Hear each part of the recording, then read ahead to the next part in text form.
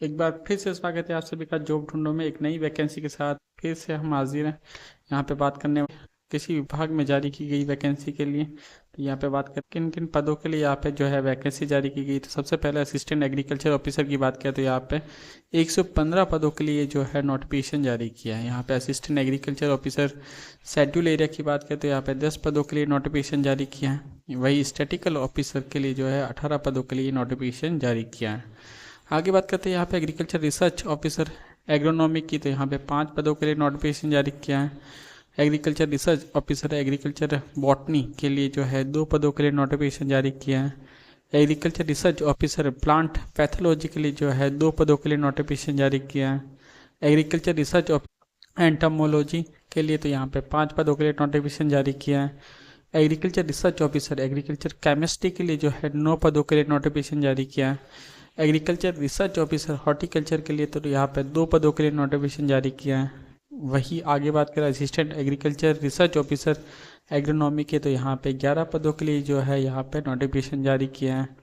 Assistant agriculture research officer botany की बात करें तो यहाँ पे 5 पदों के लिए। Assistant agriculture research officer plant pathology के लिए बात करें तो यहाँ पे 5 पदों के लिए नोटिफिकेशन जारी किया है।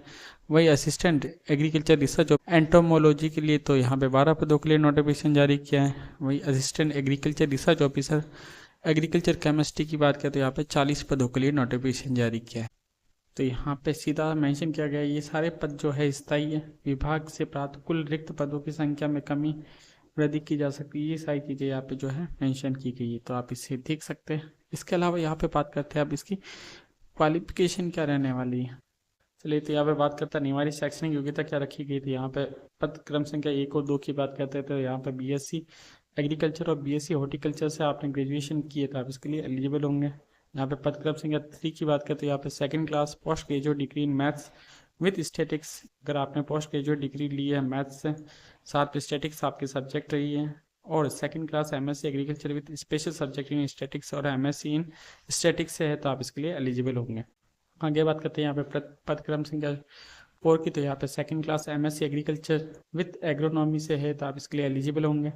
इसके अलावा यहाँ पे पद क्रम संख्या 5 की बात करते हैं यहाँ पे second class MSc agriculture in botany और second class MSc botany with plant breeding of a university established law in India. अगर आपने जो है एमएससी एग्रीकल्चर से की है, बॉटनी सब्जेक्ट रही है आपकी, तो आप इसके लिए जो है एलिजिबल रहने वाले हैं। इसके अलावा यहाँ पे पदक्रम संख्या 6 की बात करते हैं यहाँ पे second class MSc botany with specialization in plant pathology और second class MSc agriculture in plant pathology of a university established by law India. यहाँ पे जो है एमएससी बॉटनी से है तो आप इसके लिए जो है एलिजिबल होने वाले हैं। इसके अलावा यहाँ पे पदक्रम संख्या 7 की बात करें तो यहाँ पे second class MSc agriculture with entomology और second class MSc zoology with specialization of entomology of a university stabilised by law India. अगर आपने सेकंड क्लास एमएससी एग्रीकल्चर से की है एंटोमोलॉजी के साथ में तो आप इसके लिए एलिजिबल होने वाले हैं। इसके अलावा यहाँ पर अगर आपने जो है सेकंड क्लास एमएससी जूलॉजी से की है और एंटोमोलॉजी आपकी जो है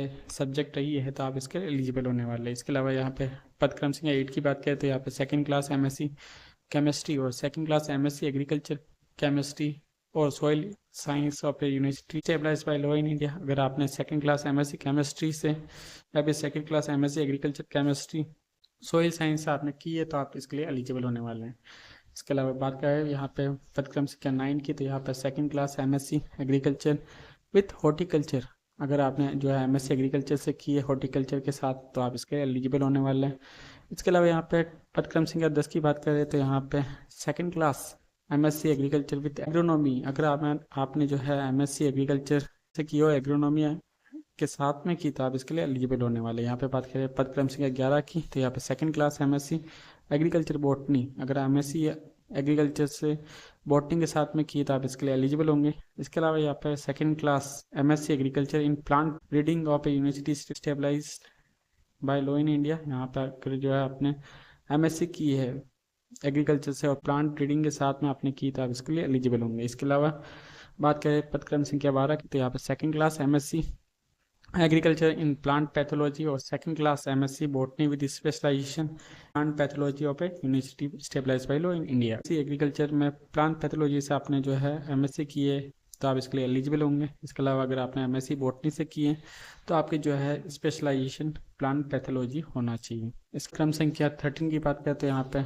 second class MSc agriculture with entomology से किए तो आप इसके लिए एलिजिबल होंगे। इसके अलावा सेकंड क्लास एमएससी जूलॉजी से की है और एंटोमोलॉजी आपकी जो है स्पेशलाइजेशन रहा है तो आप इसके लिए एलिजिबल होंगे। इसके अलावा यहाँ पे बात करें second class MSc agriculture chemistry soil science से अगर आपने की तो आप इसके लिए एलिजिबल होने वाले हैं। इसके अलावा यहाँ पे वर्किंग नॉलेज होना जरूरी है, Hindi return in Devanagari script and knowledge of ration culture की जो है नॉलेज होना चाहिए। अब बात करते हैं यहाँ पे वेतन पे मैट्रिक्स लेवल क्या रहने वाला है। तो यहाँ पे पद क्रम संख्या 1 और 2 के लिए जो है पे मैट्रिक्स लेवल L11 रहने वाला है। वही पद क्रम संख्या 3 से 9 के लिए जो है पे मैट्रिक्स लेवल L14 रहने वाला है। पद क्रम संख्या 10 से 14 के लिए जो है पे मैट्रिक्स लेवल L12 रहने वाला है। इस तरह से ये जो है पे मैट्रिक्स लेवल रहने वाली है। आयु सीमा की बात करते हैं अब यहाँ पे, तो यहाँ पे पद क्रम संख्या 1 से 2 एवं 10 से 14 तक के लिए जो है दिनांक 1/1/2025 को न्यूनतम 18 वर्ष एवं अधिकतम 40 वर्ष से कम होनी चाहिए। आगे बात करें यहाँ पे पद क्रम संख्या 3 से 9 के लिए, तो यहाँ पे दिनांक 1/1/2025 को न्यूनतम 20 वर्ष एवं अधिकतम 40 वर्ष से कम होनी चाहिए। ये सारी चीज़ें यहाँ पे मेंशन है, तो आप इसे डिटेल में एक बार देख सकते हैं। इसके अलावा यहाँ पे SC ST राजस्थान के जो है अनुसूचित जाति अनुसूचित जनजाति पिछड़ा वर्ग अति पिछड़ा वर्ग आर्थिक रूप से कमजोर वर्ग के पुरुषों को जो है 5 वर्ष की छूट दी गई है। इसके अलावा यहाँ पे राजस्थान के अनुसूचित जाति अनुसूचित जनजाति पिछड़ा वर्ग अति पिछड़ा वर्ग या आर्थिक रूप से कमजोर वर्ग की महिला को जो है 10 वर्ष की छूट है। इसके अलावा यहाँ पे सामान्य अनारक्षित वर्ग की महिला को जो है 5 वर्ष की छूट दी गई है। यहाँ पे जनरल कैटेगरी की जो वुमेन्स है उनके लिए।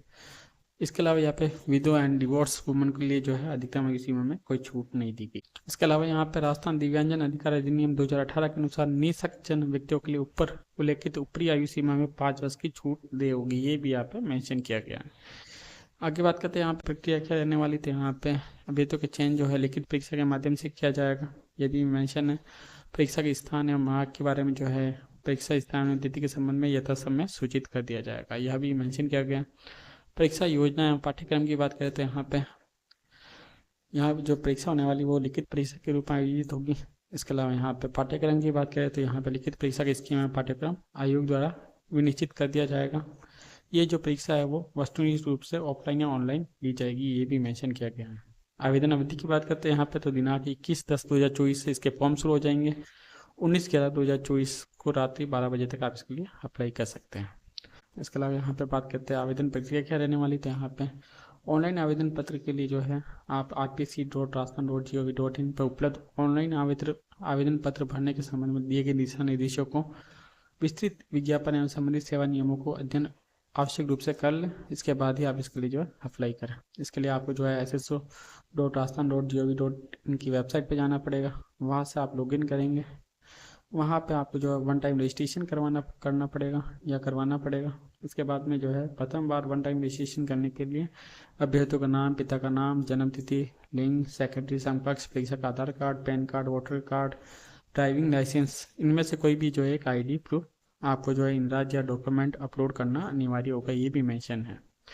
इसके बाद में आपको जो है OTR किया जा चुका है, तो आप सीधा ही जो है अभ्यर्थी SSO पोर्टल पे जाके लॉगिन करके सिटीजन ऐप रिक्रूटमेंट पोर्टल का चयन करके 1 टाइम रजिस्ट्रेशन संख्या के आधार पर ऑनलाइन आवेदन कर सकते हैं, ये भी यहाँ पे बता रखा है। तो ये पूरी यहाँ पे प्रोसेस बता रखी है, तो आप इसे रीड जरूर कर लें। अब 1 टाइम रजिस्ट्रेशन की फीस क्या रहने वाली, तो यहाँ पे सामान्य अनारक्षित पिछड़ा वर्ग क्रिमिनल अति पिछड़ा वर्ग के क्रिमिनल के अभ्यर्थियों के लिए जो है 600 रुपये रखी गई है।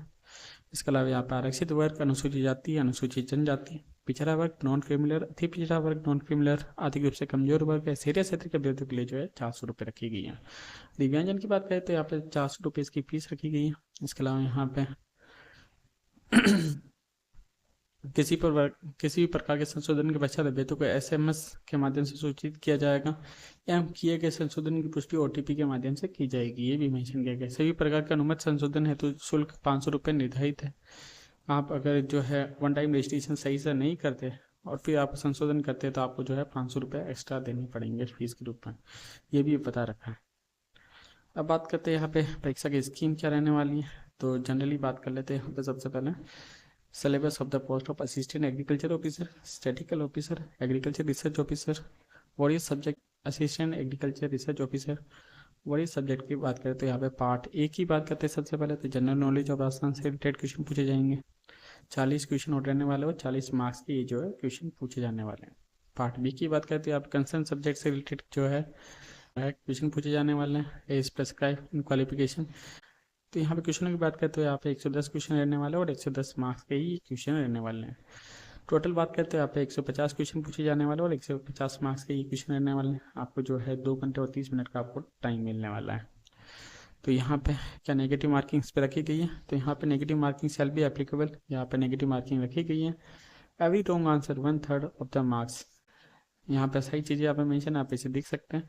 ये सारे क्वेश्चन जो है मल्टीपल चॉइस रहने वाले हैं। यहाँ पे मल्टीपल चॉइस टाइप क्वेश्चन यहाँ पे जो है पूछे जाने वाले हैं। यहाँ पे डिटेल मेंशन है, तो आप इसे हमारे टेलीग्राम चैनल से डाउनलोड कर सकते हैं इस नोटिफिकेशन को। इसके रिगार्डिंग आप जो है इसके लिए अप्लाई कर सकते हैं। उम्मीद है आपको ये जॉब अपडेट अच्छी लगी होगी। ऐसी ही जॉब अपडेट पाने के लिए हमारे चैनल को लाइक शेयर और सब्सक्राइब करें। थैंक यू सो मच, धन्यवाद।